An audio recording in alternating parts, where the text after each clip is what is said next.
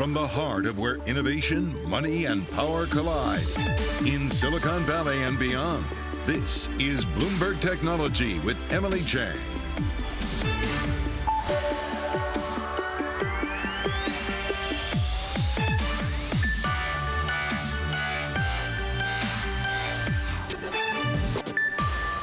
I'm Caroline Hyde in New York, in for Emily Chang. This is Bloomberg Technology. Coming up in the next hour, Airbnb hosts attempt to navigate tricky legal maze amid state abortion bans, why hosting women seeking to get abortions may not be all that easy. Plus, as the biggest names in tech and media gather at Sun Valley, we'll hear from Anne Wojcicki, 23andMe, about the company's new study on, well, long COVID and the current state of biotech stocks. And DoorDash and Uber sync after Amazon agrees to take a stake in Grubhub's business. Details of the deal and why Prime members might start to favorite Grub as a delivery service. We'll get to all of that in about a moment. But first, US stocks rose for the third straight day as investors kind of inhaled the economic data that hinted at slightly slower growth. Bloomberg's Katie Greifeld joins us now. Actually, the JOLTS data looked pretty strong, the jobs data looking strong, and the Fed minutes sounded pretty hawkish. Why then the rally? It's a great question. Don't have a great answer either, but there was a lot of intraday volatility again today. Somehow the NASDAQ 100 managed to string together a third straight day of gains. As you can see, sort of took off at 2:30 p.m., about half an hour after those somewhat hawkish Fed minutes came out. NASDAQ 100 finishing 0.6% higher. And it was really tech leading the way, the broader markets. If you take a look, the S&P 500, it closed a bit higher, about 0.4%, but the info tech sector closed 0.9% higher. What was interesting to me was that came even as you saw just an enormous jump in that 2-year Treasury yield, up 18 basis points on the day. Usually that's bad news for tech. Not today, though. Consumer discretionary stocks took a hit as Tesla, Starbucks, and the like fell. What's interesting, Caroline, if we take a look at Bitcoin, still sticking around that $20,000 level. Our producer, Dan Curtis, crunched the number. Bitcoin tends to move in $10,000 increments right now. Again, stuck around $20,000 a coin. Where the next 10,000 goes remains to be seen. Many hoping it might be upwards rather than back to the 10,000 lows. Katie, we thank you so much for a great roundup. Meanwhile, let's talk about the U.S. Supreme Court ruling, of course, to end federal protection for abortions. Happened last month already. Many people wanted to try and find a way to help. Some hosts on Airbnb offered to open their homes to guests who needed to travel to states that will still allow the procedure. However, some of those hosts, well, they're realizing it isn't as easy a solution as it might seem. Bloomberg's Michael Tobin wrote all about this, joins us now. Talk to us about how hosts were looking to potentially step in and allow travel to states that allowed abortions. Right after the Supreme Court decision came out, hosts immediately were changing some of their listings to say, if you're a woman and you need to travel across state lines to get an abortion, you're welcome to stay at my place for free. And this is hosts really stepping up at a time where abortion access is being limited in almost, half of US states. And quickly, hosts learned that it was not as easy to do this as they thought. There are very restrictive laws in states like Oklahoma and Texas that will actually put out bounties on people who aid and abet abortions. And this was an issue that came up last year. And companies like Uber were saying that we're going to defend our drivers if they are implicated in these lawsuits. And quickly, what we've seen happen is some of these hosts take down these listings and then partner with local nonprofits who are able to provide housing. So perhaps be a little less obvious, a little less implicating to anyone who's looking to use that home. I'm also interested in whether Airbnb, you said how Uber came to try and help and offer to pay the legal fees of its drivers. What have Airbnb done for their hosts? Right. So Airbnb has said that if any of its hosts are implicated in these laws, they will defend them. And they said that last September. And they also said if any other states pass laws that are similar to the one in Texas, they'll step up and do the same. The company has also made an unspecified donation to Planned Parenthood last year, but they haven't said anything else aside from what's happened after the Supreme Court ruling. And this is a company that's really stepped up to provide housing to Ukrainian and Afghanistan refugees when those crises were happening, but we haven't heard about any of their plans or partnerships domestically. I mean, it has to be said, in many ways, the Ukrainian refugee crisis was in no way politically divisive. No. We still know that 1/3 of the US population, at least on a Pew survey, agreed that abortions should be illegal. So we have to realize that this is a very politically charged conversation, and indeed, not everyone agrees. I'm interested in, therefore, whether we expect the companies to stand to make comments about how they support their employees as well, because this is something we've seen many businesses say. That's correct. And Airbnb has said that they will pay for employees who need to go across state lines to get an abortion. But we haven't seen that extended to hosts yet or to guests. So at that point, it still remains to be seen what the company plans to do. What about, therefore, solutions that some of the actual hosts have been coming up with? You say that they've been working with not-for-profits. Is that largely in the way in which that if you're looking to be able to offer your home for free to those who want to travel, is that the way to partner with not-for-profits, charities? That's what I've seen so far. One host that I spoke to who is in Virginia said that they're going to be partnering with a local nonprofit, and they actually have 2 women who are coming to stay at their homes. So this is somebody who's been able to partner with a local nonprofit and make it successful. They've taken down the language from their listing on Airbnb, but they're still making it available through their nonprofit. Another host that I spoke to in New Mexico said that they had to take down the listing because of a threat that they got against their family. So it really does show how serious this can be. And they really hope that the organizations, they hope that Airbnb will partner with organizations to make this safe for all parties involved. And lastly, what about sort of the next step of investigative reporting for yourself? Like when you're looking at the ways in which this conversation continues to happen, are there other companies that you're discussing this with? Is there other ways in which you think Airbnb and the likes will have to eventually become more clear in some of their advice? I think what we're going to see is these companies are just going to be continued to be, put under public pressure in the public spotlight to what they're going to do to support employees and hosts. And this kind of is similar to, the conversation about who's an employee and who's a contractor. Yes. Right? And that's very clear with what you see with Uber. And Uber has stepped up to say, and Airbnb too, to their credit, if you're implicated in any of these lawsuits, we'll defend you. So we'll see if that actually happens. Michael Tobin, it's a great story. Thank you so much for coming on to talk about it. Meanwhile, another story that we continue to watch, the crypto crash has claimed another victim. This time, broker Voyager Digital has filed for Chapter 11 bankruptcy protection. Now, the firm cites market volatility and, of course, the collapse of the all-important hedge fund it had lent money to. That's Three Arrows Capital. Last month, Voyager had secured a $485 million credit line from the crypto mogul and white knight himself, Sam Bankman-Fried's Alameda Research. Interestingly, they owe Alameda Research too. Much more ahead. Stay with us. This is Bloomberg.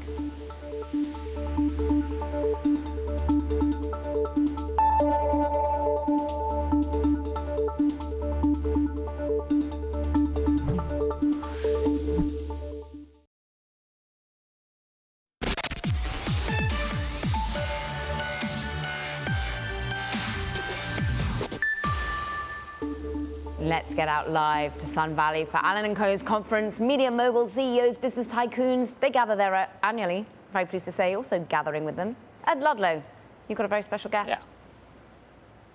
Yeah, let's go from billionaires and deals to health and data and bring in the CEO of 23andMe, Anne Wojcicki. Hi, how are you?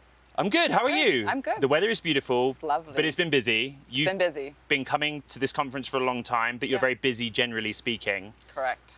23andMe. Yes. You're coming out of the pandemic. The consumer around the world is thinking a lot about their health. How's that helped you?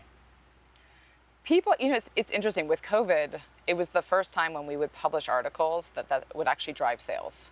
So COVID definitely spurred people to be hyper aware of health and definitely interested in what's going on. And 23andMe definitely saw a bump that people were interested in the research that we were doing, and people are definitely interested in health. And as we enter this second half of 2022 and economies are opening and many people are double vaccinated, boosted, are they still coming to you? What is their consciousness about health data? I think people come to 23andMe. There's clearly half of our customers come for ancestry, and then another half definitely are very interested in the idea that they're empowered to take care of themselves, and they're empowered with information about prevention. And I think people have learned with the pandemic, there's obviously we think about masks, and we think about vaccines, all of that ties in with the world of prevention. So suddenly being able to tie that as well with saying, type 2 diabetes, are there things that you can actually do to prevent it? Are there actions that you can take? So lifestyle, environment, I think it all wraps in. People definitely start to think about that more and more. What can they do to just be healthier in general? Let's go back to basics, 23andMe. Just run through what it is you offer and how it works. 23andMe, it's incredibly simple. You spit in a tube, we collect your DNA, and we help you interpret your DNA. And we're different than all the other companies out there in that we never said we're just ancestry, we're just health. We really wanted to have this holistic vision of like, we're about you and understanding your DNA. And DNA is fascinating. Like, you share it with all this life around us. You and I are 99.5% the same. So how is it, can we understand the DNA to understand why we're different? Some people, are introverts, some people are extroverts, some people are high risk for type 2 diabetes, some people are not. How can we actually understand how the DNA influences all of that? So we return our ancestry results to people, and we return health results to people, and we engage them with their own personal DNA. How many of these kits are you selling, and where are they doing best? Is it here in the United States? Is it in other markets? Where is there most engagement? We're focused mostly on the US right now. We also sell in the UK, we sell in Canada, we sell in 66 countries, but we don't sell health everywhere. Health is still highly regulated in most of the world. So it's mostly in the US. We have, we still see, we see good uptake from our customers that are really interested in, again, both understanding ancestry and understanding health. And what's interesting is that there's a real tie-in. Like, most people can relate and say, like, okay, if you're of Jewish descent or if you're of African descent, you're potentially at higher risk for certain conditions. Right. So there's a real tie-in between the ancestry and what your health predispositions are. You made an interesting acquisition, Lemonade, telehealth. It was another kind of big pandemic era hot ticket. Yeah. How's that gone for you? The reason why we bought Lemonade is very different than why other groups got into telehealth. It's not because we wanted to get into urgent care and, strep throats and the whole telemedicine craze, but rather we saw suddenly this opportunity that people are comfortable talking to their clinicians online. And that, frankly, most clinicians are not trained on genomic medicine, meaning that if you go and you get your genetic results for Alzheimer's or chronic kidney disease or, other conditions, most physicians today are not trained on what to do with that. And so 23andMe, by acquiring Lemonade, now has the opportunity to offer the full stack, meaning that I can give you access to a direct-to-consumer approved, FDA-cleared test. I can get you your genetic information, and now I can actually provide clinicians who are trained on genetic information and a pharmacy that is also trained on how your genetics interplay with medications. So I can offer now that full service to our customers. That was a successful acquisition. What's missing? I mean, are you out there looking for similar opportunities to build out the 23andMe offering? Well, acquisitions take a lot of time to integrate. Okay. So I would say the first step is the integration, but then really be able to start to train clinicians and provide those to our customers and provide that full package. Like, people today still don't necessarily know what to do with all their genetic information. So there's a whole process for us of educating our customers. Like, we're gonna give you healthcare providers now who can help you actually understand how do you actually potentially translate that into your life, and lots of ways that we can actually leverage the service to help encourage behavior change. You're the CEO of a publicly traded company now. Yeah. Healthcare is important for consumers, but we're in a challenging inflationary environment, and we've been having a lot of discussions in the last 24 hours about where does the consumer stop spending? Do you think that the consumer will continue to assign importance to spending on healthcare data, monitoring, metrics, or is that something that there's a risk that consumer spending slows down? I think there's a couple interesting trends. So I think first off is people are really frustrated with the lack of transparency in healthcare, the surprise bills, and I think that there's definitely an encouragement. People want to have more control. And I think one thing that 23andMe has really led on is being a low-cost provider of information and making it really affordable and accessible. So I think more and more there's going to be a trend where people want to be in control. They want to know exactly what they're paying for, and they want to be able to know that they're actually getting a reasonably priced service. So I think that 23andMe, at our current $200 price for a health and ancestry kit, it's in that range of reasonable for people. What is the Amajiki big picture outlook for the rest of this year and beyond? Oh, well, for this year and beyond, I mean, I focus on beyond. So for me, I've always been very much focused on the long-term vision. And the long-term vision is a totally different type of healthcare system that is, frankly, about your best interest. Today's healthcare system makes money when you are sick and you go into the system. And so I've always been focused on a self-pay, direct-to-consumer model because my relationship is directly with you. How is it that I can win as a company and you can win as an individual if I can keep you healthier? So I really look at a world, how do I actually empower you to be healthy at 100? How do I empower you to be as healthy as you possibly can and not actually get sick to begin with? Final question very quickly. Do you think 23andMe is seen as a potential partner for a bigger healthcare system or even a potential acquisition? Have you ever thought about doing that? I think now that we've acquired Lemonade, and the focus that we have on genomic medicine and the delivery of medicine, I think that 23andMe could play a really important role in helping bridge consumers who actually have their genetic information with the rest of the medical world and how they're operating and start to bridge that genomic divide. Like help people actually understand what is this information, how to use it in a clinical setting, as well as how to use it in a lifestyle setting. Right, 23andMe CEO, Amrajiki. It's not just billionaires and deals, it's health and data as well. Caroline, back to you in New York. She might well be a billionaire. We'll have to check the Bloomberg billionaires list, but what a wonderful interview, what a fascinating CEO, Anne Mujiki there of 23andMe, and our own Ed Ludlow. We'll be back in Sun Valley on Thursday, live with Eventbrite CEO Kevin Hartz, Don Garber, Major League Soccer Commissioner. Make sure you tune in at 5 p.m. Eastern, 2 p.m. Pacific. Coming up, DoorDash shares drop after competitor Grubhub struck a deal with Amazon. How Grubhub will have easy access to Amazon's broad consumer base. That's next. This is Bloomberg.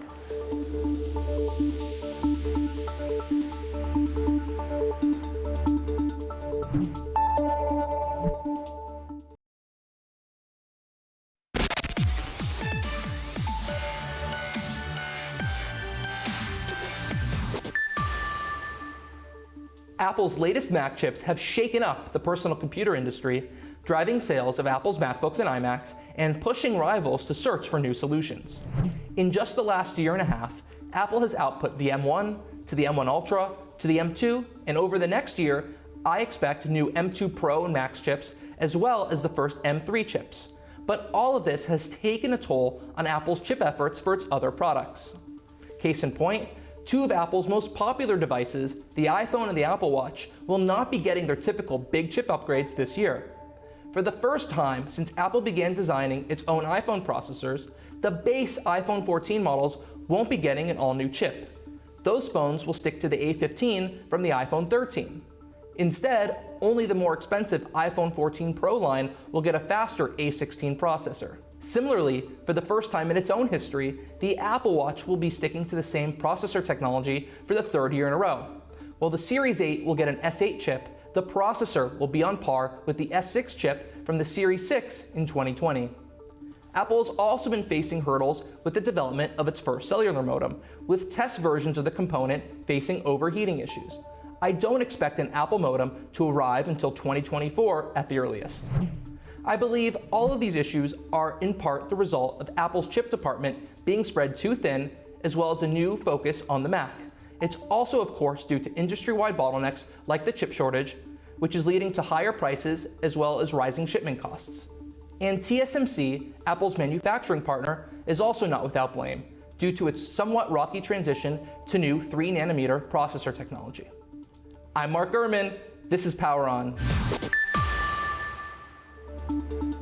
Thanks to Bloomberg's Mark Gurman there. Don't forget, sign up for Mark's weekly Power On newsletter at Bloomberg.com. Now let's talk Amazon, because it struck a deal to take up to 15% of Grubhub. It also will offer its Prime users in the US a one-year membership to the food delivery service. Now, Grubhub is owned by the Dutch company Just Eat Takeaway, which announced plans to find an investor or bidder for the US business in April. Manu Singh of Bloomberg Intelligence, I'm pleased to say, is here to tell us why. Why did Amazon want to get into the delivery service? Well, the lines are clearly blurring between what Amazon is doing in terms of last mile delivery versus what these companies are doing in terms of food delivery and grocery delivery. And I think Amazon views them as a threat. And for Amazon, it's an easy way for them to, partner with Grubhub, which has been losing share, but it does have a good customer base in cities and urban areas. So it is also a way for them to segment the market. They did a similar partnership with Deliveroo in the UK. So they're really targeting that high-end users that Grubhub has, albeit it's losing share. But I think that's the play here. And then over time, they want to bundle everything. They already have music, video. Well, add one more service, and their Prime subscription becomes something that customers can't do without. Why go for the high-end user?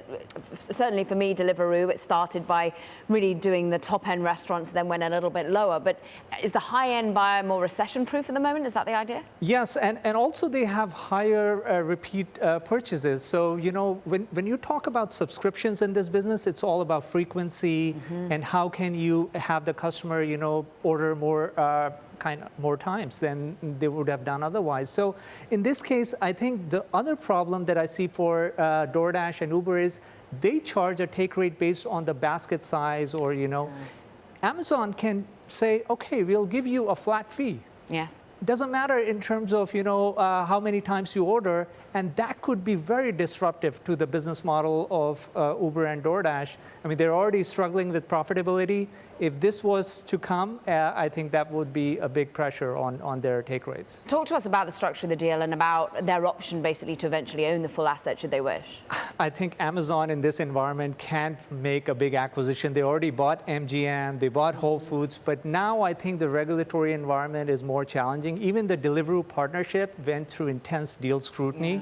And so my hunch is, even though they would have gotten this asset very cheap, I mean, Just Eat paid $7.5 billion for Grubhub. It will be substantially marked down in this environment. But I think for Amazon, they really think partnership is one way for them to gain access to Grubhub customer base, and they can do everything that they would have done if they had acquired the asset. So it makes sense. In general, are we going to see more consolidation in this space? I think when you were talking about the pricing structure, I was thinking of my Instacart bills and how much I'm assessing, how much I get added on from me just walking into a store. Are we seeing more consolidation likely in the space in general? Well, there will be a lot of pressure, right? So if we are getting into a slow economic environment where customers are pulling back on spending, there are just too many subscriptions out there that a customer has, and they have to pare back on what is discretionary versus what is not. And that will be a catalyst for consolidation, because order growth will slow down substantially. Remember, they're up against COVID comps. DoorDash and Uber grew triple-digit order volume growth. And so those comps are very tough, and that would be a catalyst for Instacart and the smaller guys to give in and say, okay, we need to partner with a Walmart or a Target or one of the big retailers out there. Mandeep Singh, always so smart, Bloomberg Intelligence, great analysis as always. Meanwhile, coming up, supply chain production are ramping. According to the Rivian CEO, shares of the EV maker soaring. We'll discuss in a moment. This is Bloomberg.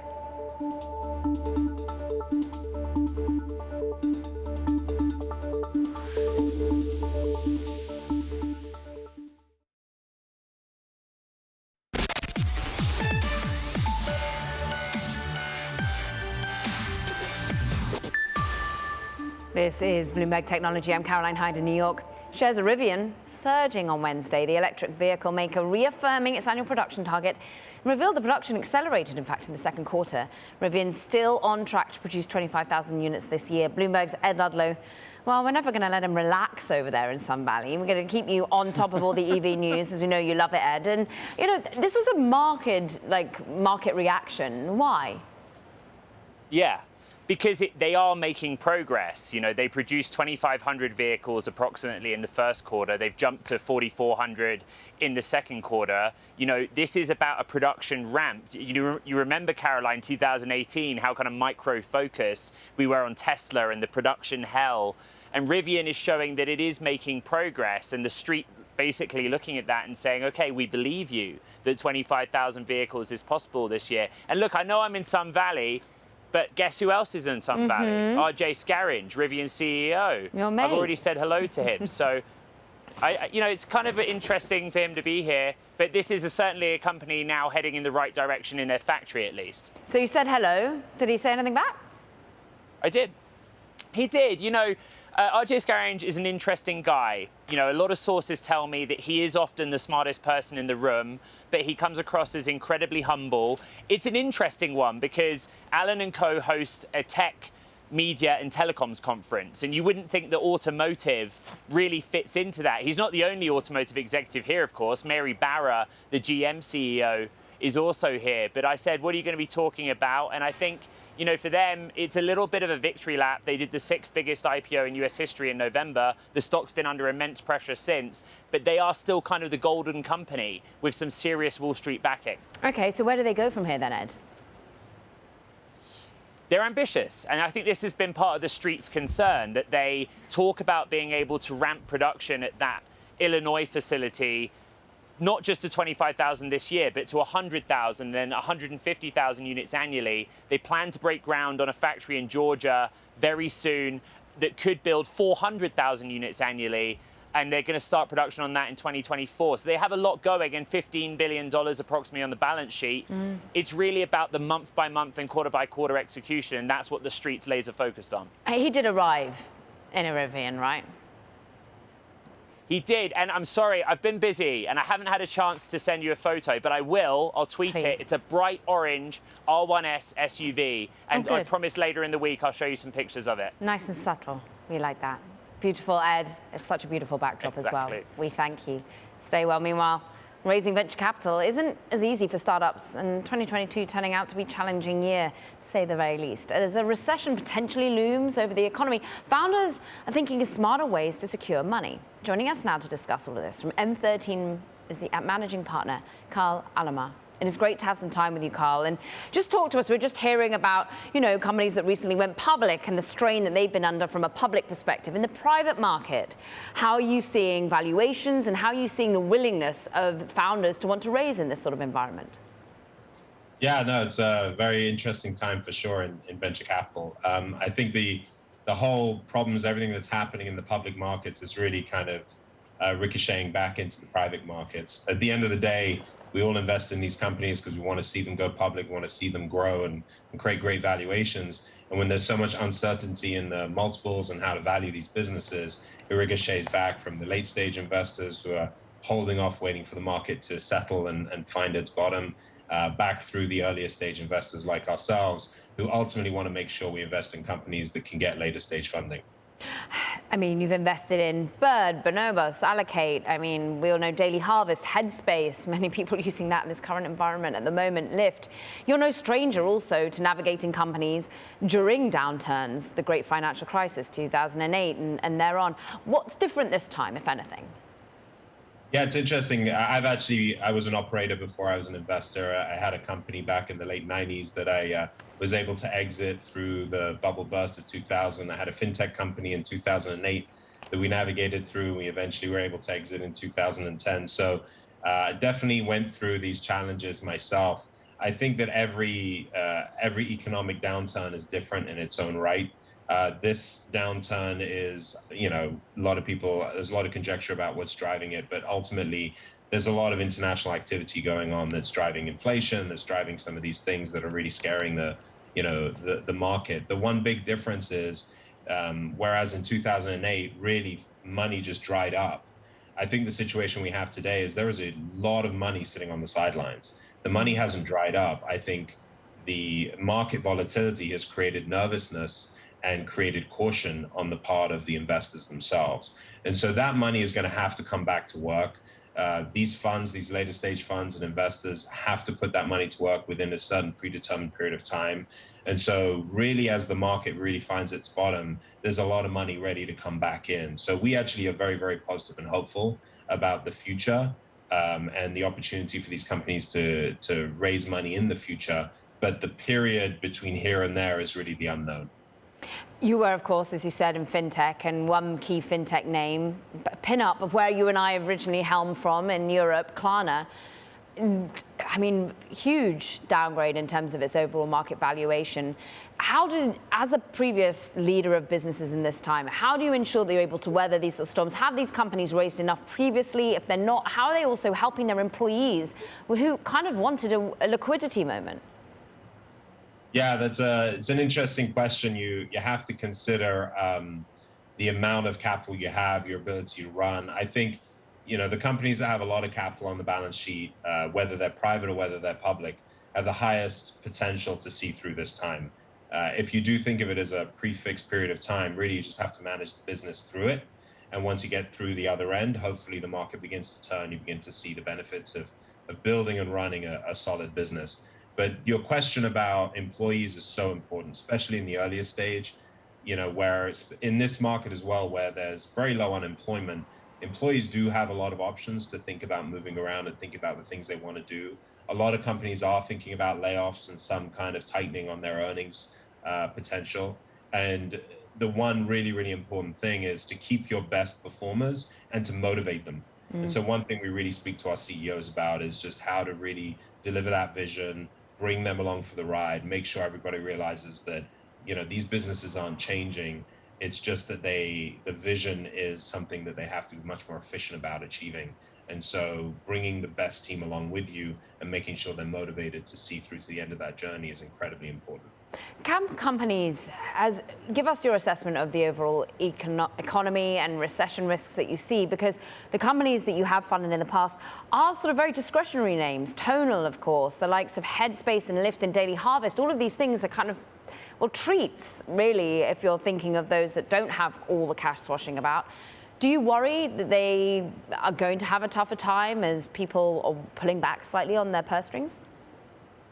To a degree, yes. I mean, you're talking about really the later stage businesses. Some of these have already exited, of course, so they're not really in our portfolio any longer. So we don't really, we realize our benefit at the exit point, whether it's an M&A transaction or an IPO. So we don't necessarily maintain our ownership through, the public status of the business. Those public companies across the board, all tech companies across the board, are obviously suffering massive compression of their valuations. And realistically, when you see the multiples and the valuations that were in place last year, they were probably unrealistically large. So have they overcompressed? Probably. If they've overcompressed, then there's opportunity for growth again once they hit bottom.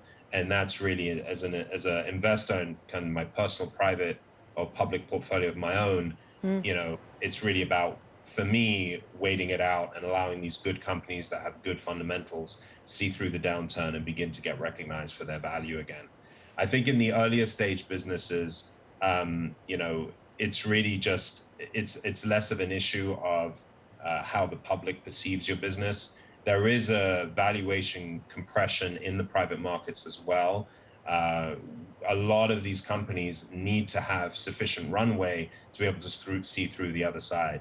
So companies that have raised money recently, we're telling them or we're advising them to have 24 months of cash on the balance sheet.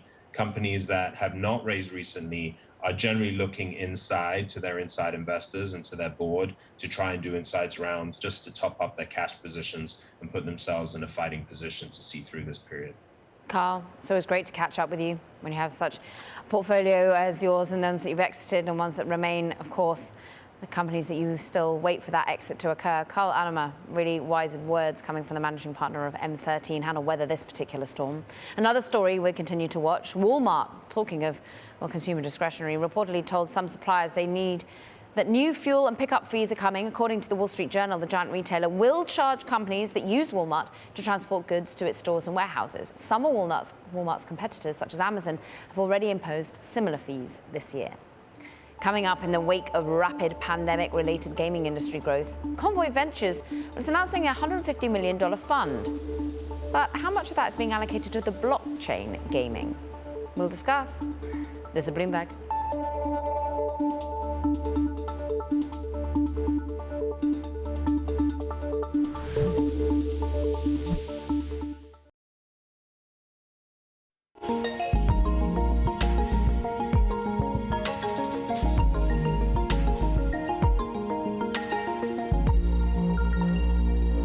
So crypto, the space in what we call a winter industry, some say in crisis, but what about the underlying technology? What about in the space for gaming? Convoy Ventures is seeing potential. The gaming-focused VC firm has raised $150 million for a new fund, which will include investments in blockchain games.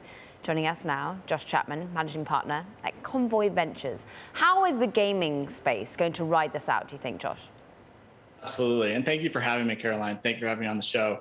Blockchain gaming space is going to thrive during this next period of the macroeconomic cycle for a couple reasons. One is blockchain gaming rises on the back of the gaming industry, which already has 3 billion gamers worldwide. The average age is 36 years old. 45% of gamers are women, and this has become a global industry. Over the last 5 to 10 years, you're seeing about 100 million people join the gaming industry in general. On the back of that, there has been technological innovation in gaming for decades, ever since the 1970s when the gaming industry really started.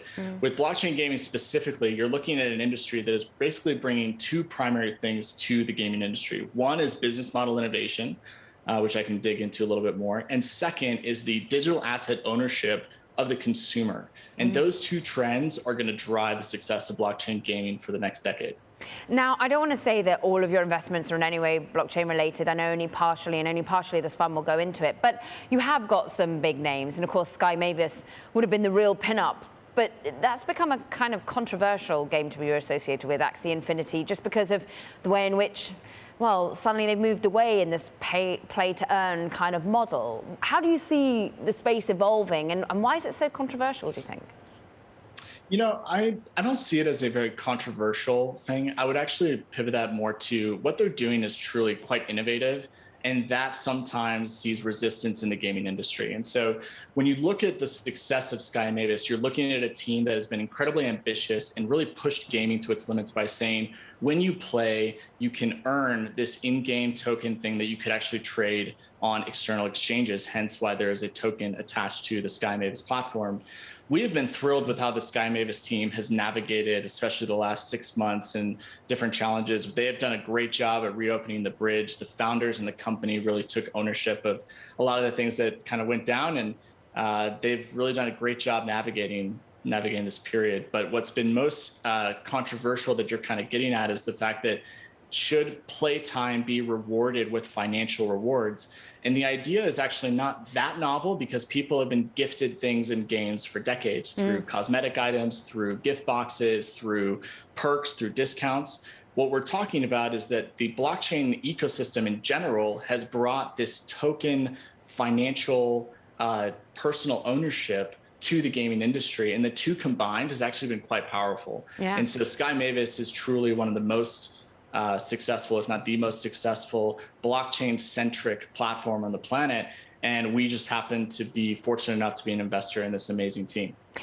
Of course, Axie Infinity also suffered a hack. Some now reporting that it was related to a particular part of the talent looking at a LinkedIn ad, and we'll look into those reports as to how on earth it happened. But of course, when you suffer hacks like this, you as a backer of the company, should you be there as a sort of money of last resort, some sort of bailout option? Absolutely. Well, I can't get into that specifically about how that went down, but I can tell you that the bridge has been reopened and fully funded. And I can also say that we're super impressed with how the team, at their own expense, and how the company balance sheet at its own expense, came forward to protect the community from having to take that hit, right? That hack was, an unfortunate event, but the team and the company really stepped up to own that. When it comes to the investors, of course, we're incentivized for the success of this company, and so we'll continue to be in their corner. I obviously can't get into the exact details on how that bridge was kind of plugged and gapped, but they really navigated it incredibly well. And as an investor, we're thrilled to continue to be in their corner and support them publicly on publications like this, as well as privately in boardroom meetings with them. So what kind of other gaming startups, therefore, are pushing the envelope, being innovative, using new ways in which to use the blockchain as the underlying technology, but also NFTs and ways in which to reward? Yeah. So you're seeing a lot of things that we get excited about at Convoy. Is we're really specialists on investing into the technology and platforms and infrastructure for the future of the video gaming industry. That technology and infrastructure side on the platform stuff that we look at of, the next Discord, the next Twitch, the next Roblox, those kind of companies are what we're trying to invest in at the early stage at seed Series A. The type of technology the blockchain brings is really things around digital asset ownership, digital identities, and a new business model. I alluded to this a little bit earlier, but the business model innovation that blockchain brings to gaming is going to be, in our view, as big as the rise of the free-to-play gaming business model that emerged in the late 2000s. The free-to-play business model brought in about 50 to 80 billion of value to the gaming industry, which is now valued at over 200 billion.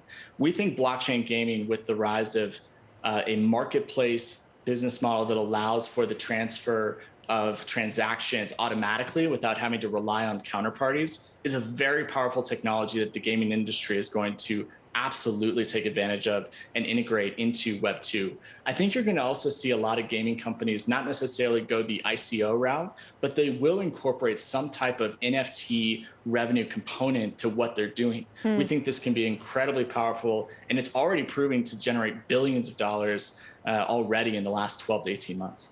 Josh Chapman, managing partner of Convoy Ventures, thinking about the new ways in which companies will raise funds as well as the ways in which they'll continue to develop. We thank you so much. Meanwhile, coming up, technological terrorism. That's what China is accusing the US of after it's pushing companies from selling the country key chip-making gear. Now the latest. That's next. This is Bloomberg.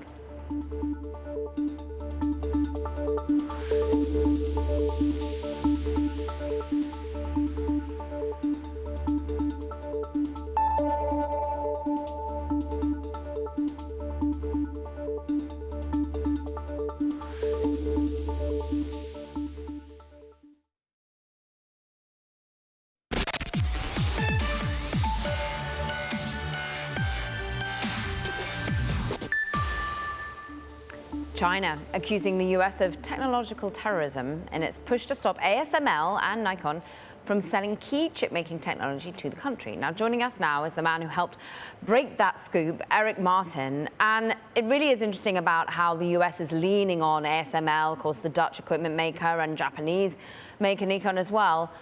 China responding pretty aggressively to it. That's right, Caroline. What we've seen is China rejecting the pressure that the U.S. is putting on ASML as well as on Nikon of Japan, but ASML having by far the biggest market share of this technology, DUV, deep ultraviolet lithography, the etching equipment for chips. I cannot tell you how much I had to look into that sort of technology when I used to report on ASML's numbers and some of the other European equipment makers. What do you think China could do in response? What about their own innovation within the country to be able to develop such equipment? Well, we've certainly seen efforts by the Chinese to develop their own DUV equipment. To date, they haven't had a whole lot of success with it. ASML remains by and large, the sole provider of DUV to China. And these are not the most advanced etching equipment. This is the kind of next, the second generation, a slightly older generation that we're talking about, but still the most commonly used in this industry. And so this is something that the Chinese definitely have a desire to steal a march on the advanced countries, rich countries that are selling and making this equipment, but that they have thus far not been very successful in that effort. So when the US realizes this is a way it can really apply pressure from a technological standpoint, do you think it will bear fruit? I know I asked this previously, but have we heard any further from Nikon, from ASML, as to whether they are willing to respond? Well, what we understand is that ASML so far has not gone along with and has objected to the U.S. push on the Netherlands for ASML to be cut off from these kinds of sales. Their feeling is that that this is not something that the U.S. should be doing. But we've seen a broad U.S. push on China and on SMIC and some of these chip producers in China, and it's something that the Bureau of Industry and Security is, on a daily basis looking at in terms of trying to stop China from matching or overtaking the U.S. in this kind of technology on the national security concern. Next thing you're looking for, Eric? Well, whether ASML, eventually does go along with this, or whether, more aptly, if the government of the Netherlands goes along with this, with blocking the sale of this kind of technology, because this is a real choke point for China's chip industry and something that could really hamstring China going forward. Eric Martin with all the scoops. We thank you. We look forward to how that story continues to progress.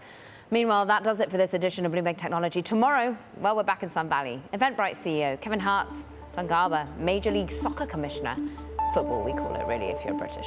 Make sure you tune in 5 p.m. Eastern, 2 p.m. Pacific, and don't forget to check out our podcast. You can find it on the terminal as well as online on Apple, Spotify, and iHeart.